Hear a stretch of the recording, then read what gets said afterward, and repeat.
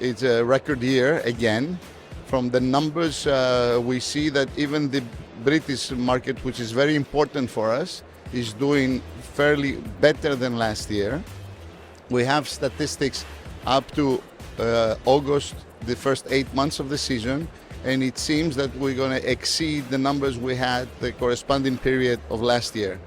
Also, our income from the industry, it's also about 10% higher, expected higher than last year, which will be around 22 billion euros, which is a lot. We're going to be around 35 million people that have visited Greece throughout the year, and we're very optimistic that we will continue to have a good season by doing a lot of things to promote a different Greece. We're trying not to lose our identity, which is specific, but also expand our brand, our tourist product, to other destinations within the country that will give us added value overall. Unfortunately, Greece is like any other country. Climate change has really affected us. During the season, the summer season, where the conditions are very dry, we are having issues with fires, even in the past. But the extent of them lately is overwhelming.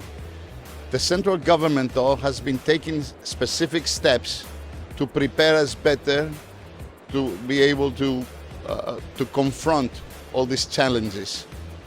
We have a 3-digit number that people are informed well ahead of time. And you know from the example of last year in Rhodes, as this year, it worked very well. In collaboration with the hoteliers, the Chamber of the Greek Hotels were able to accommodate people. So we did everything possible not to spoil somebody's vacation and invite them to come back again. This is a big project for us, if that's the right word to use. Our Prime Minister is very keen into expanding the tourist product into all of the country. Therefore, through the Recovery Resilient Fund, EU money, he has allocated about over 300 million euros in infrastructure for the rest of the country that needs modernization of its infrastructure. So it's a good experience for people to be able to go and visit the rest of the country. Greece is it's a peculiar place in the world, between East and West, a buffer zone between East and West, and within an hour, imagine that you can be from this waterfront up in a mountain. The diversity is very important. We lacked in infrastructure to make those trips easier for everyone.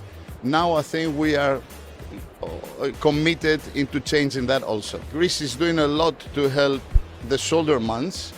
And I'll give you an example. This year in our big tourist expo is in Thessaloniki at the end of the season, where the Prime Minister communicates his vision for the next year. And that's where we wrap up the season and give numbers. We were not able to do so because the season continues on past the shoulder months. And this is a first for Greece.